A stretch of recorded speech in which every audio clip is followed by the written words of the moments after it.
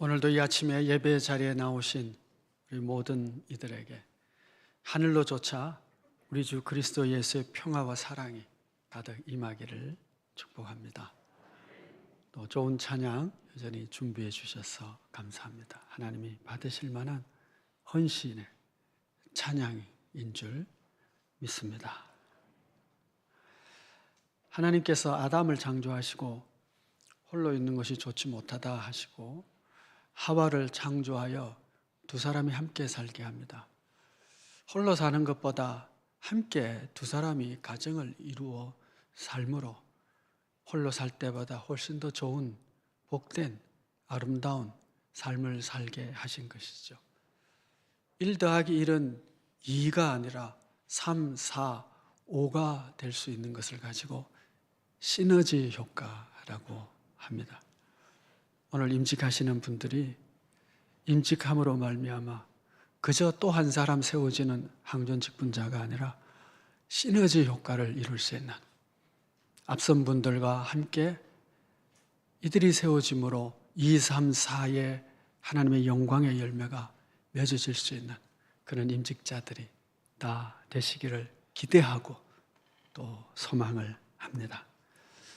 오늘 여러분들과 함께 나누고자 하는 말씀의 제목은 해와 달과 군대같이 당당한 교회라고 정했습니다. 오늘 10절 말씀을 보시면 본문에 나오는 그런 말씀입니다. 오늘 본문을 읽으면서 아마도 조금 눈치가 빠르신 분들은 이게 뭐야? 라고 했을 수 있을 것 같습니다. 성경을 읽으실 때에 어떤 내용이나 어떤 문단이 바뀔 때에는 이렇게 동그라미 표시를 해놓고 있습니다. 오늘 본문을 보시면 동그라미가 상당히 많은 것을 보게 될 겁니다. 무슨 뜻이냐 하면 서로 연결되지 않고 또 서로 주제가 다른 문단을 나누어야 되는 그런 짧은 구절들이 모여있는 본문이다 라는 뜻이죠. 그래서 한 절 한 절 우리가 생각해 봐야 되는데 10절 말씀은 이렇습니다. 아침빛같이 뚜렷하고 달같이 아름답고 해같이 맑고 깃발을 세운 군대같이 당당한 여자가 누군가. 그런 앞뒤에다 동그라미가 있습니다. 이것만 독립해서 우리가 생각해야 된다는 것이죠.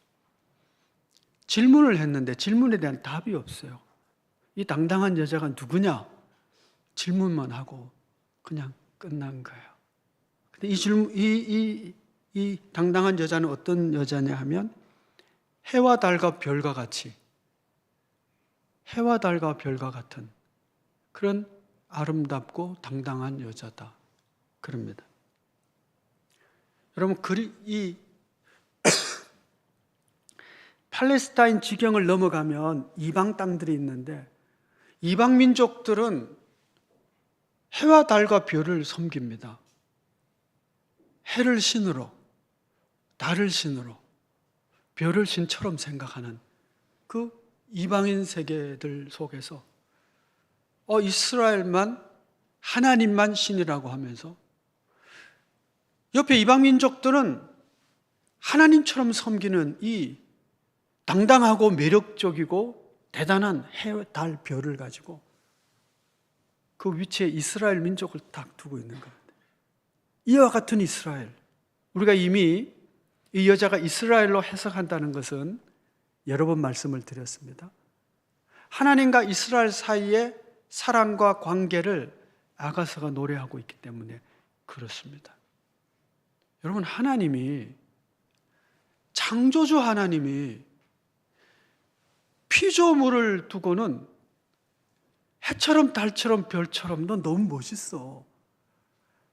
하나님이 감동을 받으시고 찬송하고 노래하고 있는 겁니다. 이 얼마나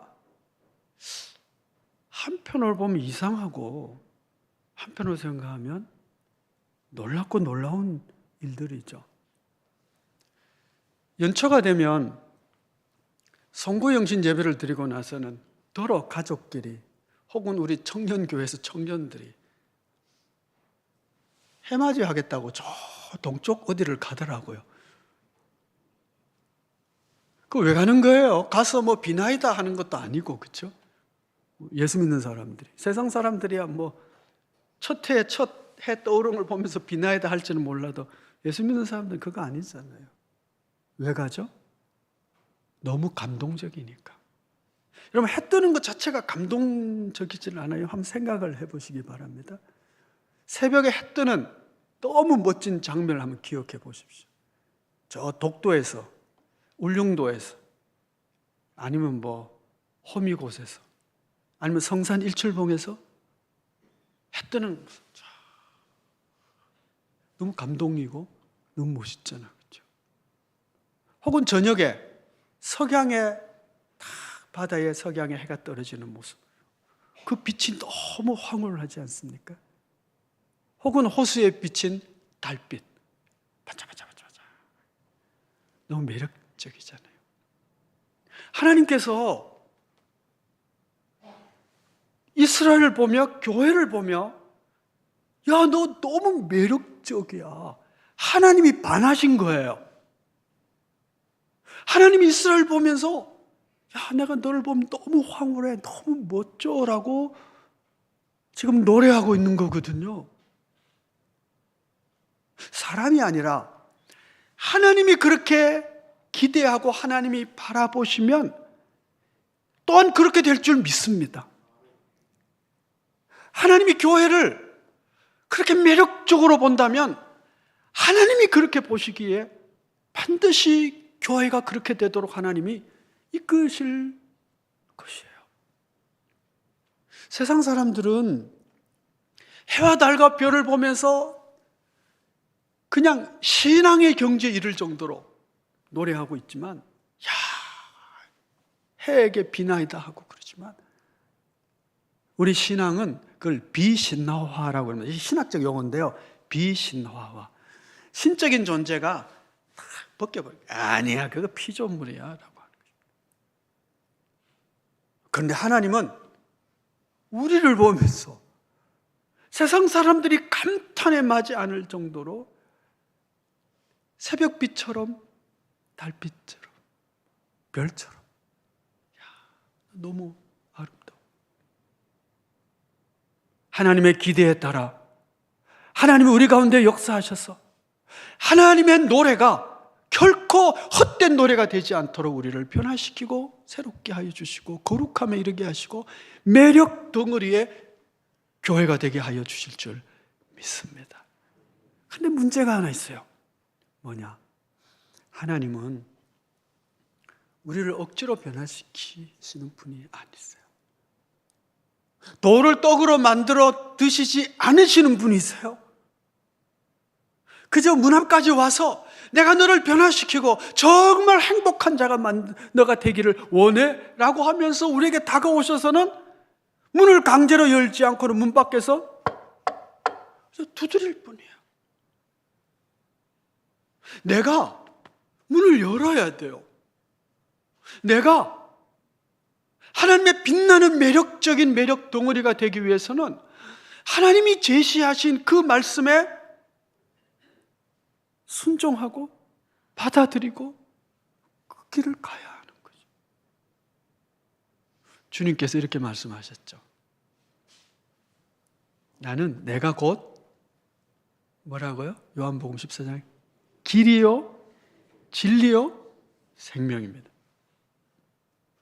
제가 가끔씩 말씀드리죠. 성경에 어떤 단어들이 나올 때, 순서가 나올 때는 순서가 참 중요합니다. 길이 먼저예요. 그 다음에 진리고 그 다음에 생명이에요. 근데 오늘 우리는 이걸 잘못 이해를 해요. 예수 믿고 영생, 생명 얻은 것으로 오케이, 됐어. 나 영생 얻어서 천국 백성이야. 아니, 마지막에 나오는 것만 붙잡고 있다니까요. 그런가 하면 가끔씩 진리를 깨달아. 아, 내가 진리를 알게 되었어. 말씀 공부해서 배웠어. 배운 것으로 끝내는 거야. 그런데 주님은 그렇게 말씀하시지 않으셨거든요. 길이고 그 다음에 진리고 생명인 거예요. 여러분, 길은 뭐예요? 길은 가야 되는 겁니다. 제가 남포동을 간다고 합시다.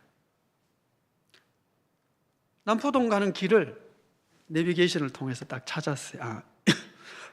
지금 이 시간에는 이렇게 가는 것이 남포동 가는 게 제일 좋겠구나. 파악했어요. 알았어요. 지식으로. 근데 안 가. 그럼 남포동에 도달이 됩니까? 안 되죠. 가는 거.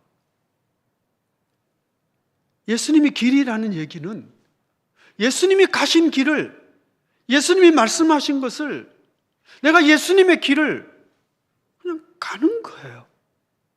그 길을 갈 때에 진리를 깨닫게 되고 그 길을 갈 때에 우리가 영생을 얻은 존재가 되는 것이죠. 근데 길은 안 가고 말씀대로 살지는 않고 예수의 삶을 살지도 않으면서, 즉 제자의 도를 걸어가지도 않으면서 나는 진리를 깨달았다는 것으로 끝내고 만족하고 예수 믿고 영생을 얻었다는 것으로 내 인생은 이제 됐어, 문제 해결, 그렇게 한다면 지금 우리는 잘못된 신앙의 삶을 사는 것입니다.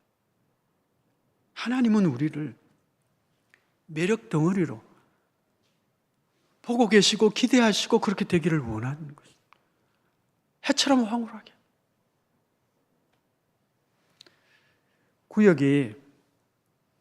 구역장을 중심으로 우리 해처럼 달처럼 별처럼 하나님이 보시기에 매력 있는 그런 구역이 한번 돼봅시다. 그렇게 결심하는. 그리고 어떻게 해요? 주님의 길을 가면 되는 거죠. 주님이 기뻐하시는 말씀하신 대로 살아감으로 매력 있는 구역이 되는 거예요. 구역이 같이 캠핑장에 캠핑하러 왔다고 합시다. 그래서 캠핑하고 있는 거예요. 옆에 왔던 사람들이 이 구역에 캠핑하는 모습을 보면서, 이야, 세상에 저렇게 매력적인 사람들이 다 있냐, 나도 같이 캠핑하면 좋겠다, 이것을 증인되는 것이라고 말합니다. 여러분, 교회는 건물이 아닙니다. 교회는 사람이에요. 사람. 예수 믿는 사람. 우리 가정이 예수 믿는 교회인 거예요. 우리 가정이. 그럼 우리 가정이 뭐예요? 해처럼, 새벽빛처럼, 달처럼 매력 있고 황홀하고 아름다운 그런 교회여야 하는 것이죠. 하나님이 보실 때, 그래, 야, 나는 너 교회, 너 가정, 너 구역, 너희 교회 보면 너무 좋아. 내가 기대한 그 모습 그대로야. 이렇게 돼야 하는 거죠. 여러분, 우리가 하나님의 기대에 실망시켜드리는 삶을 살고 있습니다. 사실은 하나님이 나를 불러서, 하나님이 사랑하셔서 나를 불러주셨는데 내가 그 부름에 합당한 삶을 살 수 있는 능력이 없어요. 우리 모두가 다 그렇습니다. 근데 하나님은 기대하시는 거예요, 우리에게. 그러니 오늘부터라도 우리가 하나님의 기대에 따라 살기 위해서 주님의 말씀하신 바에 따라 살아감으로 점차 하나님이 보실 때 매력, 너 멋있어, 너 해보다 더 아름다워, 하나님께 감동을 줄 수 있는 그런 우리의 믿음이 되어지기를 축복합니다. 11절 12절이 이어지고 있습니다. 골짜기에 푸른 초목을 보려고 포도나무가 순이 났는가 석류나무가 꽃이 피었는가 알려고 내가 호도동산으로 내려갔을 때 부지 중에 내 마음이 나를 내 귀한 백성의 수레 가운데 이르게 하였도다. 이 말씀은 이상한 구석이 참 많아요. 골짜기에 호도 동산이 있습니다. 아니, 동산이 무슨 골짜기 안에 있을까요? 산 등선에 있든지 산 위에 있든지 뭐 이래야지. 골짜기 안에 있대요. 그리고 누가 내려갔는지, 여기 남자인지 여자인지 잘 구별이 안 돼요. 또 하나, 여기 보시면은 내 귀한 백성의 수레 가운데에 이르게 하였다. 내 귀한 백성. 이것도 참 어려운 단어 중에 하나인데, 원래 히브리어는 암미나딥이거든요. 암미는 내 백성이란 뜻입니다. 호세아서에도 나오죠. 로암미, 내 백성이 아니다. 암미, 내 백성이다. 단어 나옵니다. 암미, 나딥이라는 단어는 귀하다. 그러니까 단어 그대로 번역해서 내 귀한 백성 이랬는데, 히브리어 성경은 이 두 단어에다가 가운데 줄을 하나 쳐놨어요. 그러니까 이것이 내 귀한 백성이라기보다는 그냥 암미나딥이라고 하는 고유명사로 쓰여져 있다고 봐야 되는 것이죠. 그래서 번역을 그냥 암미나딥의 수레 이렇게 번역하기도 하고요. 이제 우리 이제 이 한글 성경에는 그냥 뜻 그대로 내 귀한 백성. 누가 이 암미나딥의 술에 갔다는 얘기지? 이게 뭐야? 그래서 굉장히 해석하기 어려운데, 중세 시대에 해석을 한 그 학자, 또 기독교 학자, 유대교 학자가 조금 근접한 해석을 하고, 그 이후는 더 이상 발전이 없습니다. 이제 계시록 공부할 때 제가 그런 얘기를 드리는데, 성경에 조금 해석하기가 어렵고 난해하면 그냥 넘어가면 돼요. 구원에 전혀 관계 없습니다. 거룩한 삶을 사는데 괜찮아요. 우리가 어차피 성경 다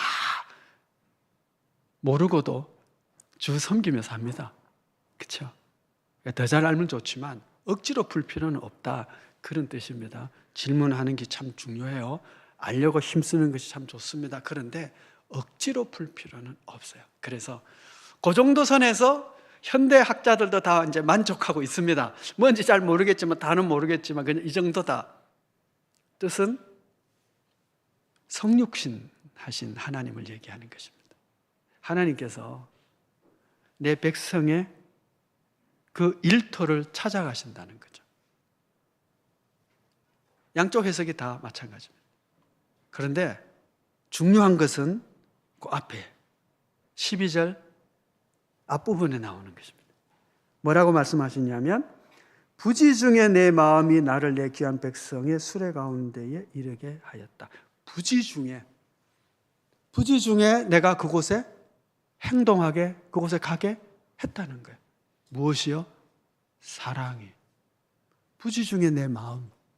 여러분, 사랑은 이런 겁니다. 머리로 계산하고 생각하고 따지고 그래서 행동하는 것이 아니라, 내 마음에 사랑이 가득하니까 그 마음이 나를 행동하게 만들어버리는 거예요. 계산 안 하고. 선한 목자의 비유를 설명을 하면서 제가 가끔 그런 말씀을 드리잖아요. 99마리의 양을 두고 잃어버린 한 마리 양을 찾아 나가는 것은 절대 지혜로운 것이 아니다. 99마리의 양이 여러 가지 위험을 받을 수 있기 때문에. 그런데 선한 목자는 그거 안 따지는 거예요. 자기가 얼마나 험한 일을 겪을지 안 따지는 거예요. 찾을지 안 찾을지 생각하지 않는 거예요. 뒷일 모르겠어요. 99마리 양이 어떻게 될지 난 모르겠어요. 그런데 그 마음은 잃어버린 한 마리를 향한 사랑과 긍휼과 자비의 마음이 가득 차니까 그냥 뛰어나가 있는 거예요. 여러분의 자녀가, 사랑하는 자녀가 물에 빠졌다, 예를 들면 물에 빠져 허우적거린다, 뭐 생각하고 그런 거 그게 없잖아요. 마음이 시키는 대로 그냥 뛰어가겠죠? 아니에요. 참 이 당시에는 제가 물리에 몇 분 뜰 수 있고 몇 분 뜰 수 있도록 내가 달려가서 누구에게 전화할 수 있고 어떤 로프를 던지는 게 나을지 이런 것 계산 다 하고 그 아이를 생각하고 그래서 뭐 어떻게 행동하나요? 아니잖아요. 그냥 뛰들어가죠. 마음이 시키는 겁니다. 사랑이 시키는 거예요. 오늘 예배당에 오셔서 예배 드리러 오는데 아침에 계산하고 생각하고 오신 분 혹시 계실지 모르겠어요. 예를 들면 이런 거예요. 야, 이 좋은 가을날 오늘 영남 알프스에 가면 단풍이 너무너무 멋있을 건데 생각하는 거예요. 내가 굳이 오늘 예배당에 가서 예배를 드려야 되나? 아름다운 자연 속에서 주 하나님 지으신 모든 세계 찬송하면 하나님도 기뻐하시고 좋아하시고 내 형편과 처지를 아시지 않을까? 내 마음을 아실 거니까. 그냥 생각 다 하고 그래 오늘 영남 알프스다. 그럼에도 불구하고 내가 계산해 보니까 그래도 하나님 앞에 나와 예배 드리는 것이 하나님 훨씬 기뻐하실 거야. 그렇게 생각하셔서 오신 분들이 계실 수도 있고요. 주일 되면 아무 생각 없이 이 시간 되면 예배당에 와 있는 사람도 있어요. 뭐예요? 마음이 시키고 습관이 시키는 거예요. 여러분 그것이 사랑입니다. 여러분, 사랑. 하나님께서는 나 같은 자를 구원하시고 저를 위해서 피 흘려 죽으시고 나를 구원해 주시면 하나님 나라에 대단히 유익할 것 같아. 그거 계산해서 나를 택하지 않으셨어요. 우리가 이미 말씀드렸지만 생각해 보면요, 하나님 계산이 안 나올 것 같아요. 내 인생을 나를 구원해서 하나님이 지금까지 이렇게 살게 하셨는데 계산을 다 해보면 손에 막 심한 손해일 것 같아요. 하나님께 드린 것보다 하나님께 폐를 끼치고 하나님 마음에 근심, 걱정 시켜드릴 일이 훨씬 더 많을 것 같아요. 저만 그럴까요? 우리 모두가 다 그래요.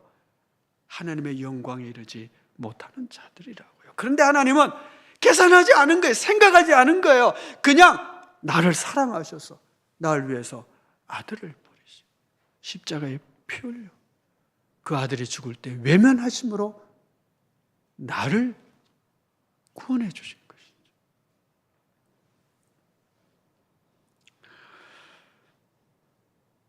성도 여러분, 하나님이 그렇게 사랑으로 마음으로 나와 함께 하시기를 원하시. 부지 중에 내 백성의 수레 가운데로 내려갔다. 오늘도 하나님은 나의 형편과 처지를 아시는 가운데 그 사랑의 마음으로 부지 중에 내가 따져보니까 나는 하나님 나라에 별로 유익하지 않을 것 같아 해서 멀리하고 이거 아니라 내가 힘들고 어렵고 내 형편과 처지가 그렇다면 언제나 이미 와 계시는 하나님, 이미 나를 사랑하시는 주님인 줄 믿습니다. 그러나 여러분 우리도 그렇게 하나님을 마음으로 사랑할 수 있었으면 참 좋겠습니다. 너무 계산하지 마시고 너무 의식적으로 따지지 마시고 아니 뭐 따지기는 따져야 돼요. 계산도 하세요. 그런데 주님을 사랑하는 마음이 계산하는 것보다 더 큰 그런 우리의 믿음이 되어지고 그 하나님의 사랑에 올바르게 함께 할 수 있는 그런 우리 모두가 되어지기를 축복합니다. 이제 13절 말씀 보시면 돌아오고 돌아오라 술람미 여자야 돌아오고 돌아오라 우리가 너를 보게 하라. 너희가 어찌하여 마하나임에서 춤추는 것을 보는 것처럼 술람미 여자를 보려느냐. 자, 13절 한 절에는 동그라미가 두 개가 있습니다. 그렇죠? 앞부분과 뒷부분이 다르다는 이야기예요. 달리 봐야 된다는 뜻입니다. 자, 아가서는 노래 중에 노래라고 하는 제목이 붙어져 있잖아요. 누가 노래하느냐 하면 세 화자가 있어요. 솔로몬이 있고 술람미가 있고 합창단이 있습니다. 그러니까 두 명의 솔리스트와 하나의 합창단이 서로 어울려져서 이 노래를 하고 있는 것이죠. 자, 처음에 노래는 합창단입니다. 뭐 예루살렘 여자들이라고 할 수도 있고, 이 합창단이 이제 노래하는 거예요. 돌아오고 돌아오라 술림이 여자야, 돌아오고 돌아오라 우리가 너를 보게 하라. 합창을 하겠죠. 우리가 당신을 보고 싶다. 돌아와서 당신을 우리가 보면 좋겠다. 이렇게 얘기해요. 자, 그러자 그 다음에 솔리스트가 이제 노래를 하는 거예요. 너희가 어찌하여 마하나임에서 춤추는 것을 보는 것처럼 술람미 여자를 보려느냐. 이런 뜻이에요. 마하나임이라고 하는 것이 두 군령이라는 뜻이거든요. 군대 앞에서 춤추는 것, 무슨 위문공연 같은 것이죠. 너희가 나를 위문공연에 가서 막 춤추는 무희들처럼 그렇게 어떻게 나의 춤추는 걸 보려고 하느냐? 이건 지금 거절의 의사를 낸 겁니다. 나는 그렇게 춤추는 자가 아니야. 너희들 보라고 춤추는 자 아니야. 거절한 얘기입니다. 자, 여기서 중요한 것이 뭐냐 하면 여러분, 술람미라고 하는 단어가 이제 처음 나온 거예요. 그동안 뭐 술람미 여인의 얘기를 많이 하긴 했지만 이제 처음 등장하기 때문에 질문을 해야 돼요. 술람미라는 여자가 누구지?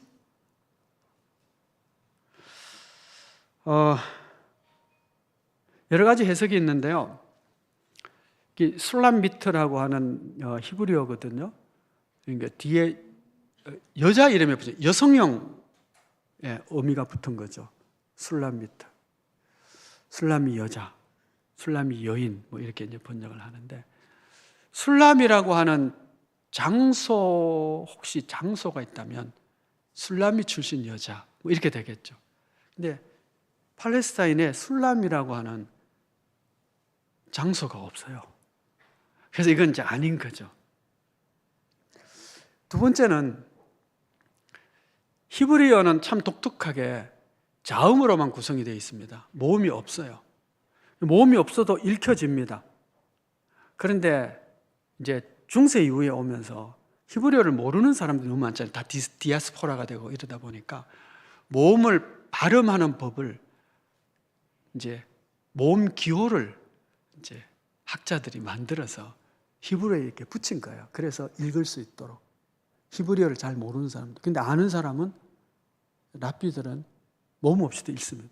요 앞에 히브리어가 있는데 이게 자음, 다 자음입니다. 여기 읽는다면 카도시, 에브라임, 이 야훼라는 뜻인데요. 야훼를 야훼라고 안 읽거든요. 이스라엘 사람, 그러니까 하나님의 이름을 함부로 부를 수 없기 때문에 그냥 하나님이라고 하는 여호와라는 말 이름을 안 붙이고 그냥 일반적인 신이라는 뜻의 엘로힘이라고 하는 단어를 씁니다. 그래서 카도시, 엘로힘, 여호와께 성결이라고 하는 뜻이에요. 자, 그러면 술람미가 누구냐라고 했는데, 술람미를 모음을 다 빼버리고 자음만 쓰면 어떻게 될까요? 시읒, 리을, 미음 되겠죠. 술람미에 다 빼버리면 시읒, 리을, 미음. 자, 그렇게 써놓고 모음을 막 마음대로 붙여보는 거예요. 모음을 마음대로 붙이면 우리가 굉장히 잘 아는 단어 하나가 나옵니다. 샬롬이라고 하는 단어입니다. 샬롬.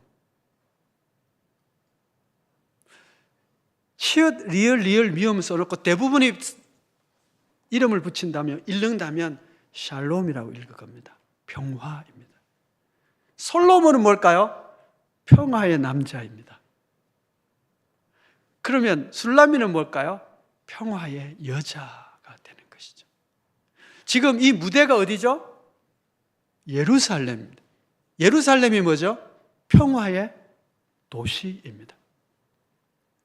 여러분, 그러면 왜 여기에 술람미라고 하는 단어가 나왔는지 이제 짐작이 가기 시작하죠.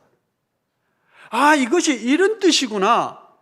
평화의 왕과 그의 동격인 왕후인 평화의 여자가 평화의 도성에서 서로 함께 결합을 하여 사랑의 노래를 부르는 것이 아가서구나.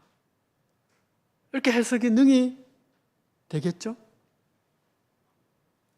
좀 다르게 해석을 이제 조금 더 진행을 해본다면, 평화를 세상에 만들고 온 땅의 이 분쟁과 다툼 속에서 평화의 나라를 만들고 싶어 하시는 하나님께서 하나님의 사랑하는 이스라엘을 택하여 이들로 하여금 평화의 도성에서 온 땅을 평화롭게 하는 그런 민족이 되기를 하나님이 기뻐하시고, 그렇게 평화의 왕이 계시는 성전에서 평화의 백성들이 함께 믿음의 생활을 잘 함으로 이 땅에 하나님의 충만한 것으로 충만케 하는 것, 이것이 하나님의 계획이구나.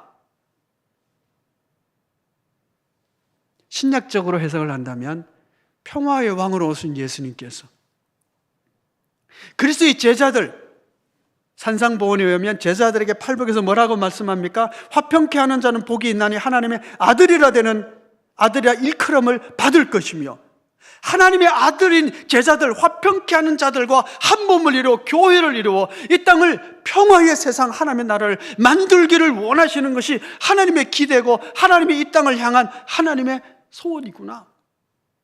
교회가 이 땅에 존재하는 목적이 바로 그것이구나 라고 하는 것이 메시지로 받게 되는 것이죠. 여러분, 교회는 그래서 이 땅에 하나님의 평화를 만들어가는 유일한 하나님의 대안입니다. 소금이 맛을 잃으면 무엇으로 짜게 하려? 짜게 할 수 있는 존재가 소금 위에는 없는 것입니다. 그래서 교회가 무너진다는 것은 이 세상에 더 이상 소망이 없다는 뜻입니다. 교회가 세워진다는 것은 여기서 해처럼 달처럼 귀한 교회일 수밖에 없는 것은, 하나님이 교회를, 우리가 부족하고 연약하지만 하나님께서 너무너무 매력 덩어리야 그렇게 우리를 노래하고 있는 이유는 이것이 유일한 하나님의 대안이기 때문에 그렇습니다. 교회가 교회다워진다는 것은, 성도가 성도다워진다는 것은 하나님 앞에서 그렇게 너무너무 귀하고 복된 것입니다. 우리가 성도다움을 놓쳐버린다면, 우리가 제자다운 삶을 살지 않는다면, 그 제자의 길을 가지 않는다면, 교회가 더 이상 교회답지 않는 모습으로 산다면 세상은 그냥 망하는 것입니다.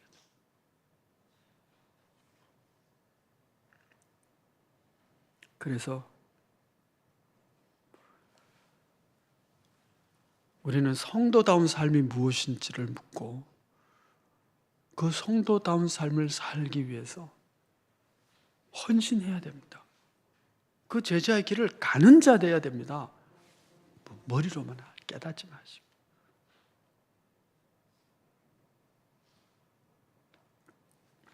얼마 전에 제작되어서 그 세계적으로 아주 유명해진 넷플릭스에 수리남이라고 하는 영화가 있습니다.